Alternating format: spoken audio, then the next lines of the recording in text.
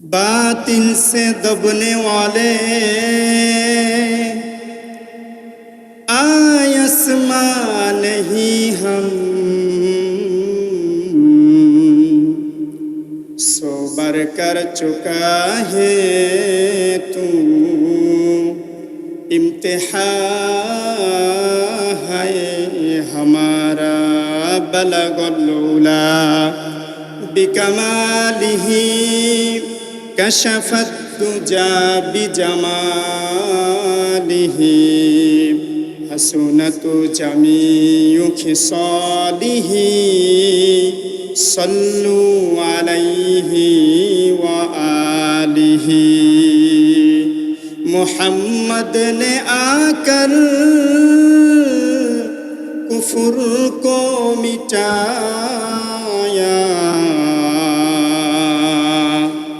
कुफ्र को मिटाकर सदाकत बताया। बलगल उला बिकमालिही कशफत तुजा बिजमालिही हसनतु जमीउ खिसालिही सल्लु अलैहि व आलिही। আলহামদুলিল্লাহ,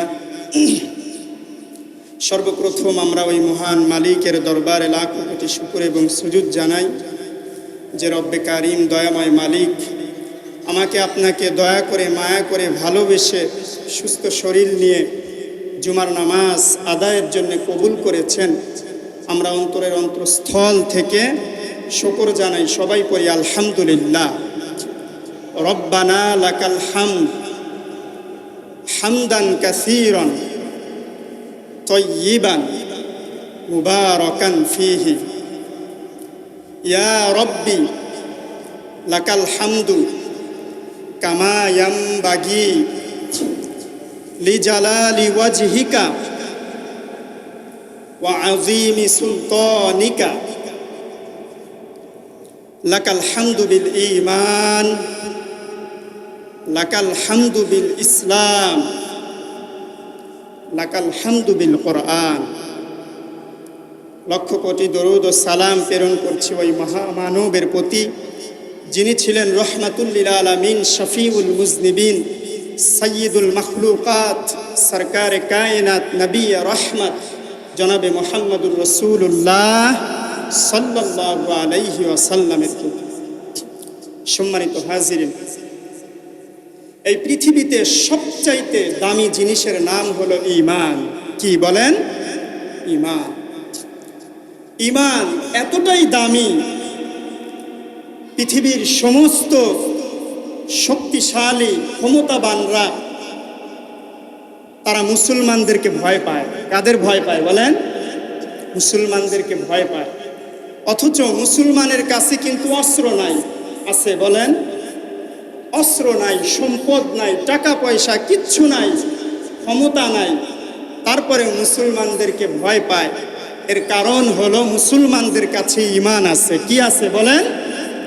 ঈমান আছে।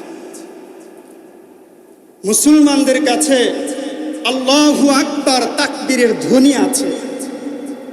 এই আল্লাহু আকবার তাকবীর, লিল্লাহি তাকবীর, আল্লাহু আকবার তাকবীর যখন বেঈমানেরা শুনতে পায়, কাফের বেদিনেরা শুনতে পায়, তারা ভয়ে প্রকম্পিত হয়ে যায়। কথা বলেন ঠিক কিনা? ঈমানের এত পাওয়ার, আল্লাহু আকবার তাকবীরের এত পাওয়ার।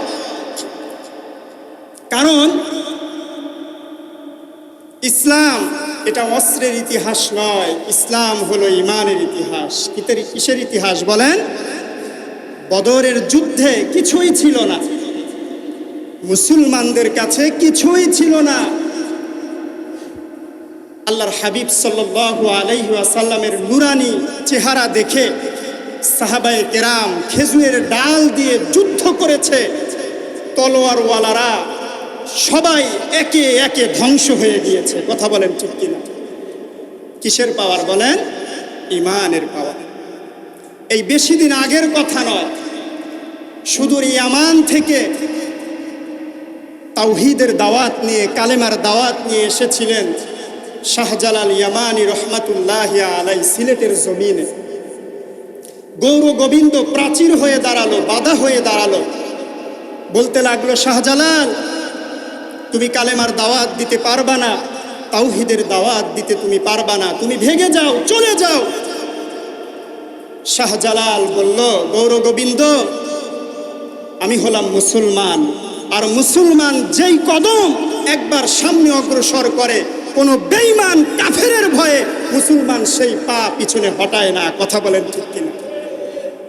আমি হলাম মুসলমান। গৌর গোবিন্দ ক্ষমতা দেখায়, টাকার পাওয়ার, অস্ত্রের পাওয়ার, ক্ষমতার পাওয়ার। শাহজালাল ইয়ামানি রহমাতুল্লাহি আলাইহি ক্ষমতা দেখায় ইমানের পাওয়ার। কিসের পাওয়ার বলেন? ইমানের পাওয়ার। শাহজালাল রহমাতুল্লাহি আলাইহি বলতে লাগলেন, আমাকে ভয় দেখিয়ে লাভ নাই, ইন্নাল্লাহা মা'ানা, আমার সাথে আমার আল্লাহ আছে। কে আছে বলেন? আল্লাহ আছে। গৌর গোবিন্দ বলল, তাহলে যুদ্ধ হবে। ওকে, যুদ্ধ হবে, আমি রেডি। গৌর গোবিন্দ অস্ত্র শস্ত্র সৈন্যবাহিনী নিয়ে, লস্কর বাহিনী নিয়ে যুদ্ধের প্রস্তুতি নিল। গভীর রাত শাহজালাল ইয়ামানি রহমাতুল্লাহি আলাইহি ওযু করে যায় নামাজের মুসল্লায় দুইটা সেজদা দিয়ে আমার আল্লাহকে ডাক দিয়ে আল্লাহু আকবার তাকবীরের ধ্বনি যখন তুলেছে, ইতিহাস সাক্ষী গৌর গোবিন্দের মসনদ প্রাসাদ থরথর করে কাঁপতে শুরু করেছে। গৌর গোবিন্দর প্রাসাদ, মসনদ মাটির সাথে ধূলিসাৎ হয়ে গিয়েছে। এসব কিছু কিসের পাওয়ার বলেন? ইমানের পাওয়ার। এজন্যে মুসলমানের ইতিহাস অস্ত্রের ইতিহাস নয়, টাকার ইতিহাস নয়, ক্ষমতার ইতিহাস নয়। মুসলমানের ইতিহাস হলো ইমানের ইতিহাস। কিসের ইতিহাস বলেন? এজন্য তোমরা ভয় পাও কেন হে মুমিন? কেন এত ভয়? ভয় তো পেতে হবে একজনকে, তিনি কে বলেন? আল্লাহ। মুসলমান মুমিনেরা তা ভয় করবে একজনকে, দুনিয়ার কাউকে মুমিন ভয় করতে পারে। এজন্যই আল্লাহ তাআলা কোরআনে বলছেন, ইয়া আইয়ুহাল্লাযীনা আমানুত্তাকুল্লাহ, হে ঈমানদারেরা তোমরা আমি আল্লাহকে ভয় করো। কাকে ভয় করো বলেন? আল্লাহকে ভয় করো। আল্লাহর ভয় কত দামি জিনিস। খলিফাতুল মুসলিমিন, অর্ধ জাহানের প্রেসিডেন্ট, তার অন্তরে কতটা আল্লাহর ভয় ছিল দেখেন। কতটুকু আল্লাহর ভয় থাকলে একজন অর্ধ জাহানের খলিফা হওয়া সত্ত্বেও তার সন্তানেরা ঈদের দিন পুরাতন পোশাক পরে ঈদ পালন করেছে। সুবহানাল্লাহ। ঈদের দিন চলে এসেছে, স্ত্রী বলছে, ওমরে ফারুক রাদিয়াল্লাহু তাআলা আনহুকে ডাক দিয়ে, স্বামী ঈদের দিন তো চলে আসলো, আমাদের সন্তানদের তো নতুন পোশাক নাই, আপনি একটু মদিনার অর্থমন্ত্রীর কাছে চিঠি লেখেন, আমাদেরকে 1 মাসের বেতন অগ্রিম দেয়া যায় কিনা। খলিফাতুল মুসলিমিন হযরত ওমর চিঠি লিখলেন মদিনার গভর্নমেন্টের কাছে। চিঠিটা পাওয়ার পরে অর্থমন্ত্রী কান্না শুরু করে দিয়েছে। আল্লাহু আকবার। কে চিঠি লিখেছে বলেন তো? 22,000 বর্গ মাইল যার হাতের মুঠোয়, যেই হযরত ওমরের হুঙ্কারে অর্ধ জাহান থরথর করে কাঁপে, ঈদের আগে সেই ওমর চিঠি লিখেছে অর্থমন্ত্রীর কাছে যে তার সন্তানদের জন্যে পোশাক কেনার মতো টাকা তার কাছে নাই, 1 মাসের টাকা অগ্রিম দেয়া যায় কি। অর্থমন্ত্রী কান্না করতেছে চিঠি দেখে। সে চিঠি দেখে চিঠির উত্তরে লিখে দিয়েছে, হে মদিনার শাসক, মদিনার খলিফা আমিরুল মুমিনিন, আপনি 1 মাসের বেতন অগ্রিম নেবেন, তাতে আমার কোনো আফসোস নাই, আপনি নিতে পারেন, কিন্তু আপনাকে একটা শর্ত, আপনাকে লিখিত আকারে একটা গ্যারান্টি দিতে হবে। আপনি যদি 1 মাস অগ্রিম যে আপনি বেঁচে থাকবেন এর যদি গ্যারান্টি দিতে পারেন লিখিত আকারে, আপনি মুসলমানদের বাইতুল মাল থেকে 1 মাসের বেতন অগ্রিম নিয়ে যান, তাতে আমার আফসোস নাই। সুবহানাল্লাহি ওয়া বিহামদিহি। হযরত ওমরে ফারুক চিঠির উত্তরে লিখে দিলেন, ওহে মদিনার অর্থমন্ত্রী, তোমাকে মদিনা পেয়ে মদিনা শহর আজকে ধন্য। তোমার মতো অর্থমন্ত্রী যদি মদিনা শহরে থাকে, খোদার কসম এই মদিনার কোনো সময় জালিয়াতি হবে না। কথা বলেন ঠিক কিনা? চিঠিতে লিখে দিলেন, ওহে অর্থমন্ত্রী, আমার অগ্রিম টাকার দরকার নাই, আমার সন্তানেরা পুরাতন কাপড় পরে ঈদ পালন করবে, তুমি আমাকে জাহান্নামের আগুন থেকে বাঁচিয়েছো। আল্লাহু আকবার।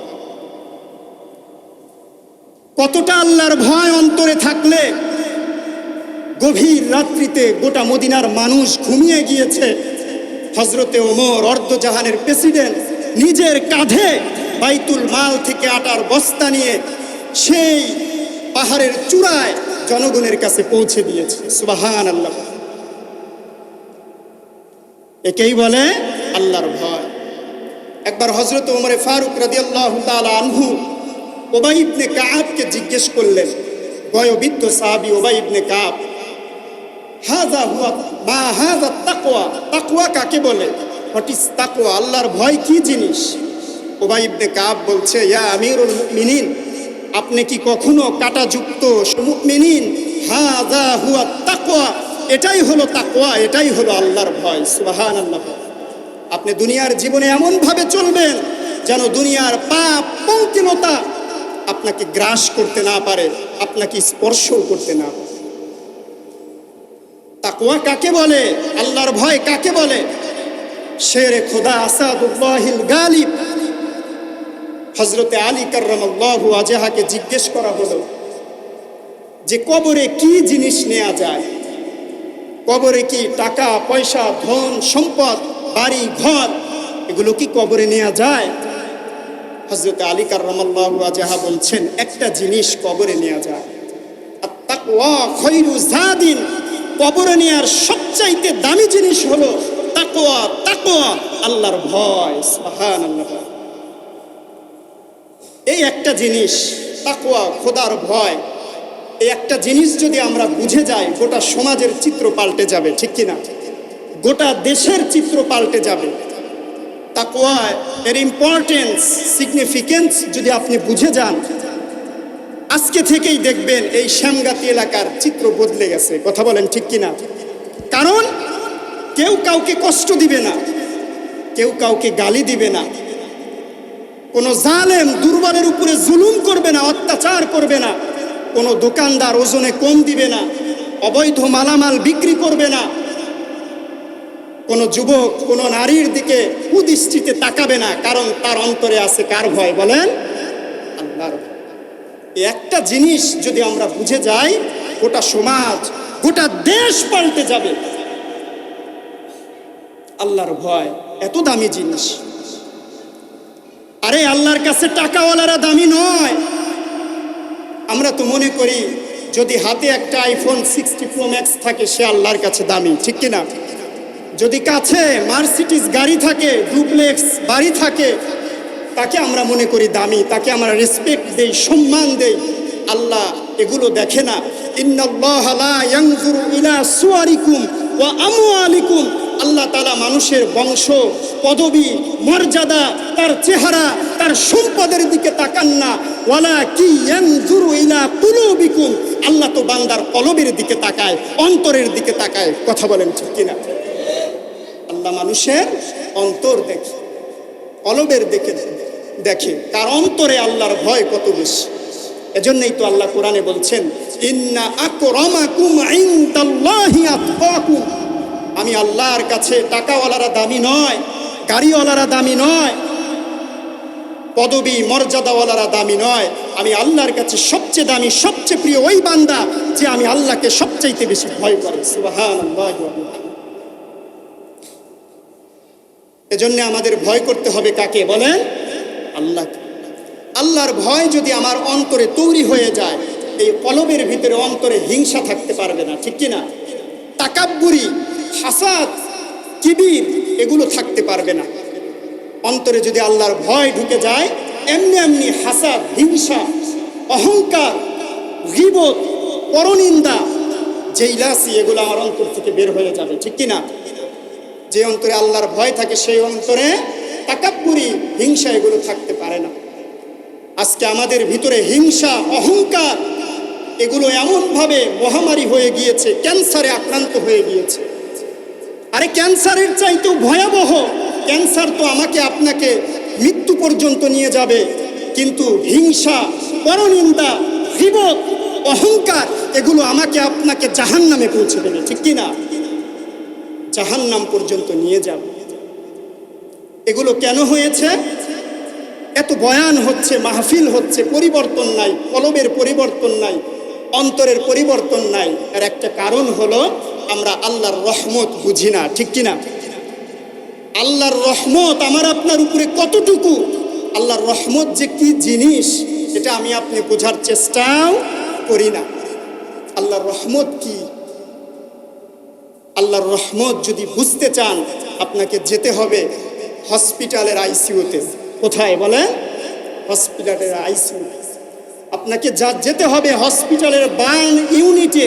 সেখানে গেলে আপনি দেখবেন কত আগুনে পোড়া মানুষ, হাত নাই, পা নাই, বাঁচার জন্যে আকুতি মিনতি করছে। সেখানে গেলে আপনি বুঝবেন রহমত কি জিনিস। আমি একটা গাড়ির পিছনে লেখা দেখেছিলাম যে তুমি দুনিয়ার সব কিছু টাকা দিয়ে কিনতে পারবা, কিন্তু নিঃশ্বাস কিনতে পারবা না, নিঃশ্বাস কিনতে পারবা না। আইসিইউতে কোটি কোটি টাকা খরচ করেও যখন নিঃশ্বাস ফুরিয়ে যায় আর রাখা যায় না। আল্লাহর রহমত কি জিনিস আপনি যদি বুঝতে চান, জাস্ট সি ইওর সেলফ। আপনি একটু নিজের দিকে তাকান। আপনি যদি আপনার মাথার চুল থেকে পায়ের নখ পর্যন্ত আপনি যদি একটু জাস্টিফাই করেন, লক্ষ্য করেন, আপনি খুঁজে পাবেন আল্লাহর রহমত কি জিনিস, ঠিক কিনা? এই যে দুইটা চোখ, আইনানে দুইটা চোখ, এটা আল্লাহর রহমত কিনা বলেন?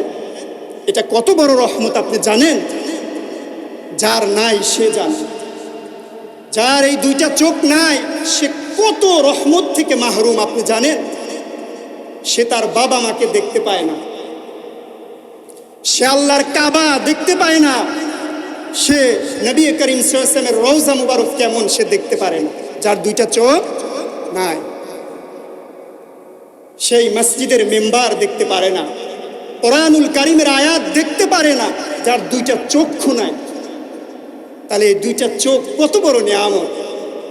অথচ আজকে আমরা এই দুইটা চোখ কত অপকর্মে, আমরা এই চোখ দিয়ে কত অপকর্মে আমরা লিপ্ত, কথা বলেন ঠিক কিনা? কত খারাপ কাজ করছি, অশ্লীলতা কাজ করছি এই দুইটা চোখ দিয়ে।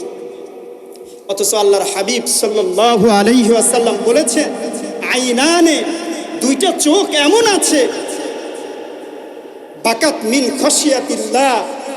যদি এমন দুইটা চোখ, যেই চোখ আল্লাহর ভয়ে কাঁদে, আল্লাহর হাবিব সাল্লাল্লাহু আলাইহি ওয়াসাল্লাম বলেছেন ওই দুইটা চোখ কখনো জাহান্নামের আগুনে জ্বলবে না। আইনানে বাকাত মিন খশিয়াতিল্লাহ হারামাল্লাহু আলাইহিল। যেই দুইটা চোখ আল্লাহর ভয়ে ক্রন্দন করে, সেই দুইটা চোখ কখনো জাহান্নামের আগুনে পুড়বে না। আজকে আমরা কান্না করি, আমার যুবক ভাইয়েরাও কান্না করে, কিন্তু আল্লাহর ভয়ে নয়। যদি তার ফেভারিট দল খেলায় হেরে যায়, যুবক কান্না করে, কথা বলেন ঠিক কিনা? যদি মেসেজ আসা বন্ধ হয়ে যায়, যুবক কান্না করে, যুবতীর কান্নার শেষ নাই। অথচ কান্না করার কথা ছিল কার জন্যে বলেন? আল্লাহর জন্য। আইনানে বাকাত মিন খশিয়াতিল্লাহ। আল্লাহর ভয়ে যদি তোমার চোখ থেকে এক ফোঁটা অশ্রু ঝরে, আল্লাহ তাআলা ওই চোখ কখনো জাহান্নামের আগুনে জ্বলাবে না। সুবহানাল্লাহ। যুবক, তুমি তো জানো না তোমার যৌবনকালের কত দাম। যুবকের একটা সেজদা, যুবক যদি একটা সেজদা দেয়, যুবকের সেজদার কারণে আল্লাহর আরশ পর্যন্ত কেঁপে ওঠে। যুবকের সেজদার কত দাম। যুবক যখন সেজদায় গিয়ে ফিসফিস করে আল্লাহকে ডাক দিয়ে বলে সুবহানা রব্বিয়াল আ'লা, আল্লাহ তাআলা যুবককে ডাক দিয়ে বলে সাব্বাহতানি সাব্বাহতুক। ওহে আমার বান্দা, আমার গোলাম, তুই আমার পবিত্রতা বর্ণনা করেছিস, দুনিয়ার কেউ জানে না। তুই আমাকে পবিত্রতা বলেছিস, পবিত্রতা বর্ণনা করেছিস। আমি আল্লাহ কখনোই তোকে অপবিত্র রাখবো না। তোর জীবনের সমস্ত গুনাহ মাফ করে তোকে আমি পবিত্র করে দিলাম। আজকে আজকে যুবক যদি জানতো মসজিদ থেকে বের হতো, আজকে যুবক যদি জানতো আল্লাহর ভয়ে কান্না ছাড়া অন্য কিছুর জন্য কান্না করত, আমরা বুঝি না। আর যেই যুবক আল্লাহকে ভয় করবে তার কত দাম। আল্লাহ তাআলা বলছেন, যেই যুবক শুধুমাত্র আমি আল্লাহকে ভয় করবে, কাল কিয়ামতের ময়দানে যখন কোনো ছায়া থাকবে না, আমি আল্লাহ ওয়াদা দিলাম ওই যুবককে আমি আল্লাহ আমার আরশে আজিমের নিচে ছায়া দেব। রাজুলুন দাআতহু ইমরাতুন, কোন যুবককে যদি কোনো মহিলা, কোনো সুন্দরী রূপসী নারী অপকর্মের দিকে ডাকে, ওই যুবক যদি বলতে পারে ফাকালা ইন্নী আখাফুল্লাহ, আরে আমি তো আমার আল্লাহকে ভয় করি, আমি তো আমার আল্লাহকে ভয় করি, যুবক যদি বলতে পারে, আল্লাহ বলেছেন, ওয়াদা দিয়েছেন আমি ওই যুবককে আমার আরশে আজিমের নিচে ছায়া দেব। এজন্য ভয় করতে হবে কাকে বলেন?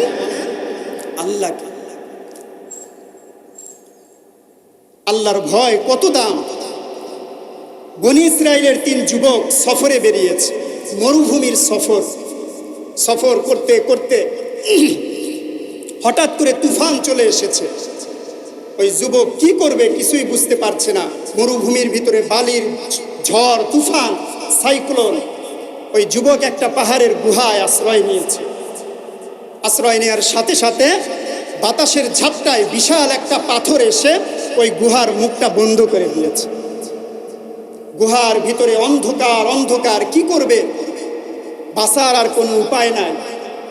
এখন ওই 3 জন যুবকের ভিতরে একজন যুবক বলছে, তোমাদের ভিতরে তোমাদের যদি এমন কোনো আমল থাকে যেই আমলটা শুধুমাত্র আল্লাহর ভয়ে করেছিলে। কার ভয়ে বলেন? আল্লাহর ভয়ে, দুনিয়ার কারো ভয়ে নয়, দুনিয়ার কোনো মানুষকে দেখানোর জন্য নয়, শুধুমাত্র আল্লাহর সন্তুষ্টির জন্যে আল্লাহর ভয়ে করেছিলে, এমন যদি কোনো আমল থাকে, ওই আমলের উসিলা দিয়ে আল্লাহর কাছে দোয়া করো, হতে পারে আল্লাহ আমাদের এই বিপদ থেকে উদ্ধার করে দিবে। সুবহানাল্লাহ। সঙ্গে সঙ্গে একজন যুবক জমিনের ভিতরে হাঁটু গেড়ে বসে পড়ল, চোখের পানি ছেড়ে দিল, আল্লাহকে ডাক দিয়ে বলছে, আল্লাহ,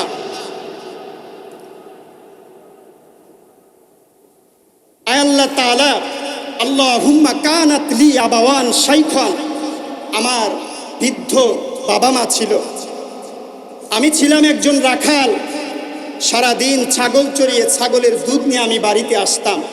বাড়িতে আসার পরে সর্বপ্রথম আমার বৃদ্ধা বাবা মাকে আমি দুধ পান করাতাম, তারপরে আমার স্ত্রী সন্তানদেরকে আমি দুধ পান করাতাম। সুবহানাল্লাহ। একদিন গভীর রাত্রে এসে দেখি বাবা মা ঘুমিয়ে পড়েছে। আমি দুধের পেয়ালা নিয়ে বাবা মার শিয়রে দাঁড়িয়ে রইলাম। সারা রাত বাবা মা ঘুম থেকে জাগলো, তারপরে সর্বপ্রথম আমার বাবা মাকে দুধ পান করিয়েছি, তারপরে আমার স্ত্রী সন্তানকে দুধ পান করিয়েছি। আয় আল্লাহ, আমার এই আমল ইবাদত দুনিয়ার কারো জন্য করি নাই, দুনিয়ায় কাউকে দেখানোর জন্য করি নাই, শুধুমাত্র তোমার ভয়ে করেছিলাম। যদি তোমার কাছে পছন্দ হয়, এই আমলের বদৌলতে আমাদের বিপদ থেকে উদ্ধার করে দাও। এই দোয়া করার সঙ্গে সঙ্গে 1/3, 1/3 পাথর গুহার মুখ থেকে সরে গেল। সুবহানাল্লাহ। এবার আরেকজনকে বলছে, এবার তোমার যদি কোনো আমল থাকে যেটা আল্লাহর ভয়ে করেছিলে, দোয়া করো, আল্লাহ আমাদের উদ্ধার করতে পারে।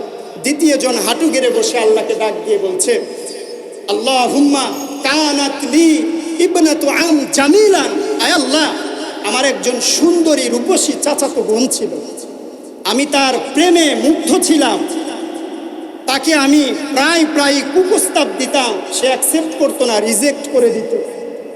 একদিন সে আমাকে বলল, ভাই, আপনি যদি আমাকে 100 স্বর্ণ মুদ্রা দিতে পারেন, আমি আপনার মনের খায়সাত পূরণ করে দেব। ওই যুবক বলে, আমি স্বর্ণ মুদ্রা জোগানোর জন্য চেষ্টা শুরু করে দিলাম। একদিন আমি 100 স্বর্ণ মুদ্রা নিয়ে চাচাতো বোনের কাছে গেলাম, তার হাতে দিলাম, আমরা কুকর্ম করার জন্য প্রস্তুতি হলাম। যুবক বলে, যখন আমি ওই মেয়ের বুকের উপরে বসেছি, আমি দেখি যুবতীটা কান্না শুরু করে দিয়েছে, তার চোখে পানি। আমি বললাম, তুমি কান্না করো কেন? বলছে, ভাই, আপনি আমার সম্ভ্রম নষ্ট করবেন না, আমার সতীত্ব নষ্ট করবেন না, ইত্তাকিল্লাহ, আপনি আল্লাহকে ভয় করেন। কাকে ভয় করেন বলেন? যুবক বলছে, আয় আল্লাহ, আমাকে যখন ওই যুবতী বোন বলেছে ইত্তাকিল্লাহ, তুমি আল্লাহকে ভয় করো, আমার কলিজার ভিতরে কম্পন শুরু হয়ে গিয়েছে। ওই সময় ফিরে আসা অনেক কঠিন, তারপরেও আমি ফিরে এসেছি। আল্লাহ, এটা দুনিয়ার কেউ জানে না, আমি একমাত্র তোমার ভয়ে করেছিলাম।